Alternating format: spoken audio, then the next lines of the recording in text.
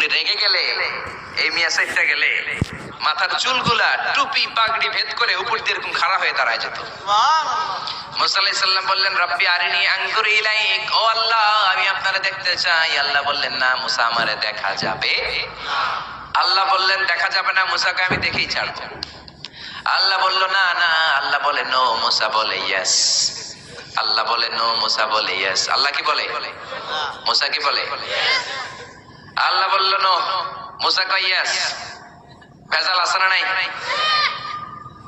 আল্লাহ বললেন, মুসা তিনবার নো বললাম, তুমি তিনবার ইয়েস বললা, তুমি তো ভেজাল লাগাই দিলা মুসা। মুসা আলাইহিস সালাম বললেন, ভেজাল টেজাল বুঝি না, আপনারে আমি দেখাই সারু। কারণ মুসা আলাইহিস সালাম আল্লাহর আওয়াজ শুনতেন। আপনি কি আল্লাহর আওয়াজ শোনেন? তো আপনার দেখার বাসনা কেমন আর মুসা আলাইহিস সালামের দেখার বাসনা কেমন তো একরকম নয়। উনি তো আল্লাহর আওয়াজটা শুনতেন। ওয়া কাল্লামাল্লাহু মুসা তাকলিমা, without any media, without any via, Allah সরাসরি মুসার সাথে কথা বলতেন। জোরে করে আল্লাহু আকবার। উনি প্রতিদিন আল্লাহর সাউন্ডটা শোনেন। আল্লাহর সাউন্ড এত সুন্দর, না জানি আল্লাহ দেখতে কত সুন্দর। এই চিন্তা মুসা আলাইহিস সালামের মধ্যে আছে না নাই? এজন্য মুসা আলাইহিস সালাম তিনবার বললেন ইয়েস ইয়েস ইয়েস। আল্লাহ আমি দেখেই ছাড়বো। আল্লাহ কয় নো নো নো। বেজার লাগছে না? আল্লাহ বললেন, মুসা কোন নবী এমন আবদার করে নাই, তুমি কেন করলা? মুসা কয় আমি এমনই করি, আমি আমার যেটা মনে চাই ওইটা আমি আদায় কইরা সারি। সুবহানাল্লাহ কইবেন না? আল্লাহ বললেন, ঠিক আছে, ফাইন ইস্তাকাররা মাকানাহু ফাসাউফা তারানি, তোমার দিকে নূরের তাজাল্লি দিলে তোমার এত খুঁজে পাওয়া যাবে না রে মুসা। আমি আমার নূরের তাজাল্লিটা আরব বিশ্বের সব চাইতে উঁচু পাহাড় তুর পাহাড়ের উপরে দেব। আমার নূরের ফোকাস আমি তুর পাহাড়ের উপরে দেব। ফাইন ইস্তাকাররা মাকানাহু ফাসাউফা তারানি, তুর পাহাড় যদি টিকে থাকতে পারে তুমি কিছু দেখলে দেখবা, আর তুর পাহাড় টিকে থাকতে না পারলে তোমার দেখা সম্ভব না। চিল্লায় বলেন ঠিক না? এই পৃথিবীতে সবচেয়ে বড় পাহাড় এশিয়া মহাদেশে হচ্ছে মাউন্ট এভারেস্ট, ইউরোপের হচ্ছে আলাস্কা পর্বতমালা, আমেরিকাতে হচ্ছে আল্পস পর্বতমালা, আরব বিশ্বের সবচেয়ে বড় পর্বতের নাম হলো তুর পাহাড়ের পর্বতমালা। কোন সুবহানাল্লাহ।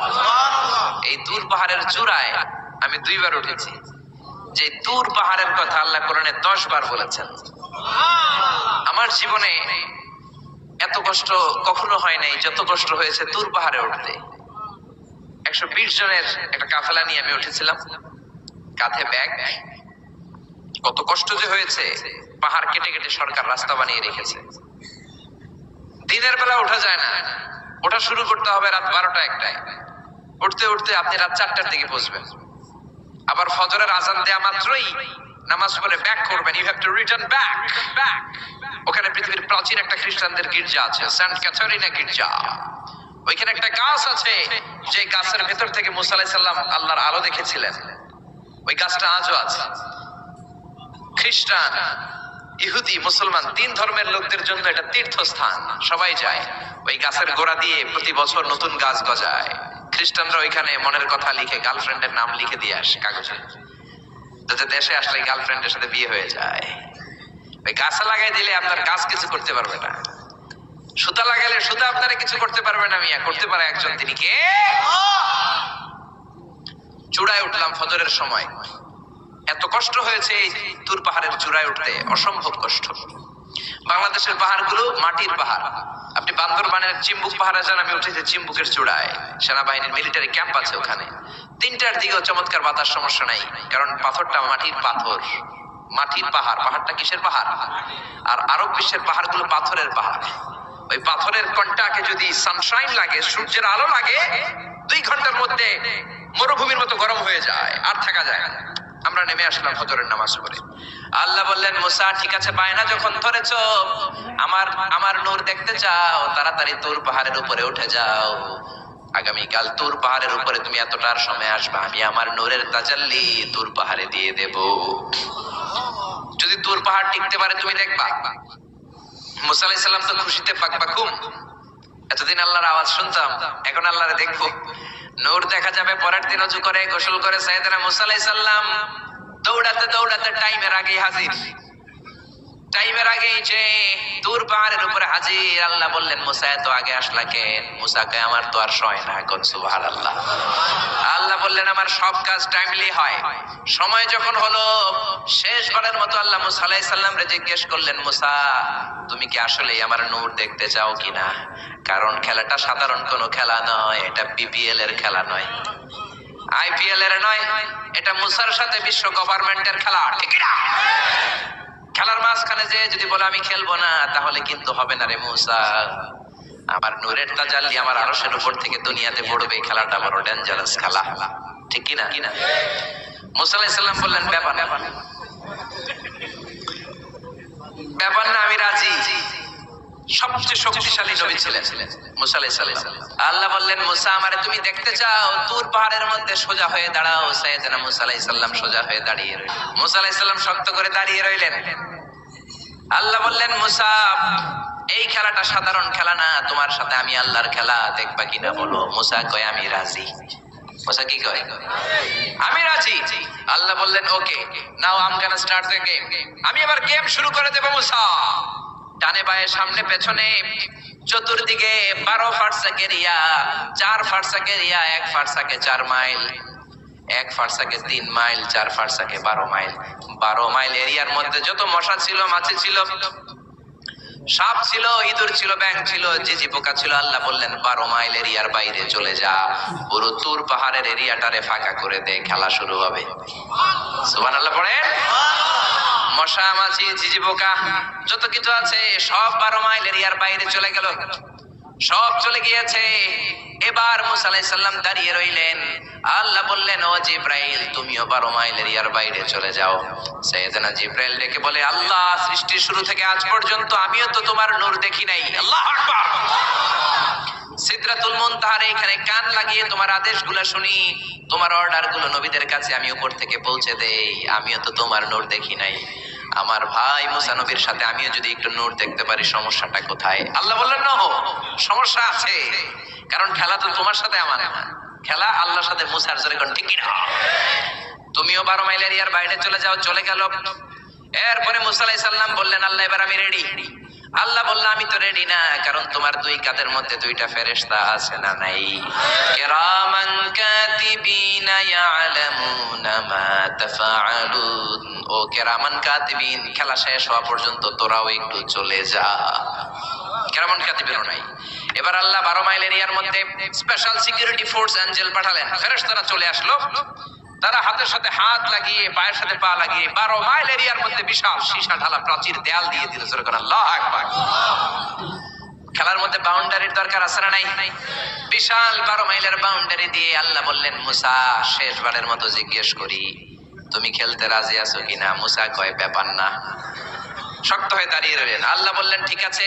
রব্বুল আলামিন এবার 12 মাইল এরিয়াটাকে ঘুটঘুটে অন্ধকার করে দিলেন।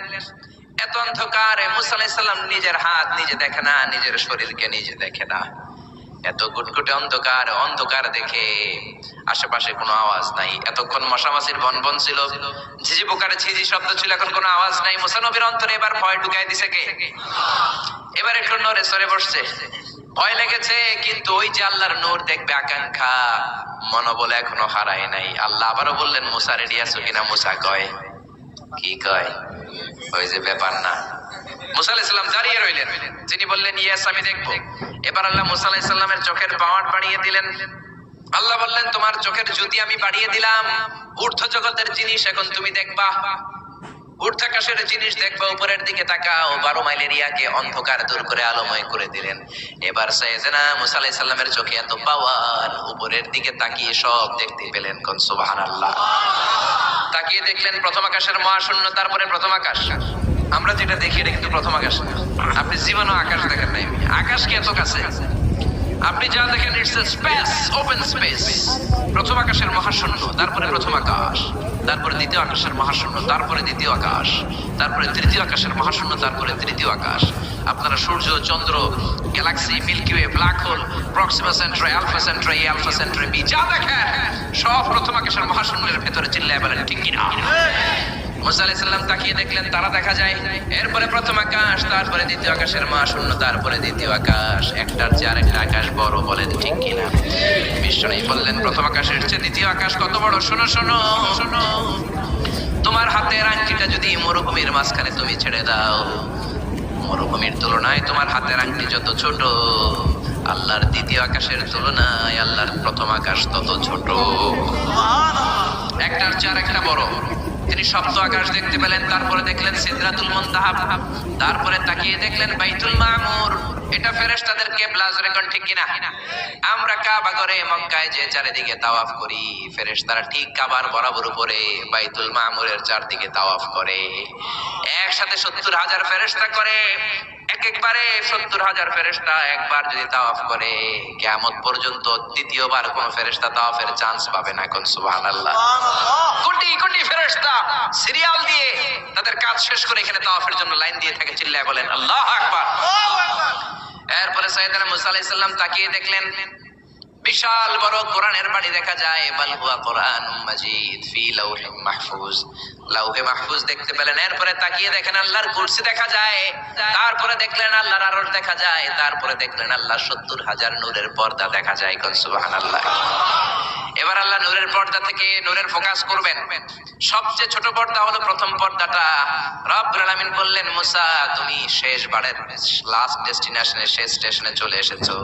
এবার যদি তুমি আমার নূর দেখতে চাও দেখাবো, তুমি দেখতে না চাইলে খেলা বন্ধ করে দিব। দেখতে চাও কিনা? মুসা বলে আমি দেখতে চাই। রব্বুল আলামিন মুসার কথা শুনে এবার নূরের পর্দা থেকে নূরের ফোকাস দিবেন। কতটুকু দিবেন? মুফাসসির হয়রান হয়ে গিয়েছেন। ব্যাখ্যায় কি বলবেন? কেউ কেউ বলেছেন মিসলা উন্মুলাতিল খুনসার। এই যে আমরা কানি আঙ্গুল বলি না, এটারে আরবিতে এটার বলে খেনসার, এটার বলে ইবহাম, এটার বলে সাবাবা, এটার বলে উস্তা, এটা বিনসার, এটা খেনসার। ইবহাম সাবাবা আমরা বলি শাহাদাত আঙ্গুল, আরবিতে বলে সাবাবা, এটার বলে উস্তা, এটার বলে বিনসার, এটার বলে খেনসার। মুফাসসিরিন ইকরাম বলেন খেনসার আঙ্গুল পরিমাণ, এই আঙ্গুলের কানি আঙ্গুলের সামনে যতটুকু পরিমাণ, ওই পরিমাণ জায়গা আল্লাহ 70,000 নূরের পর্দা নয়, শুধুমাত্র প্রথম পর্দাটা এতটুকু ফাঁক করেছে।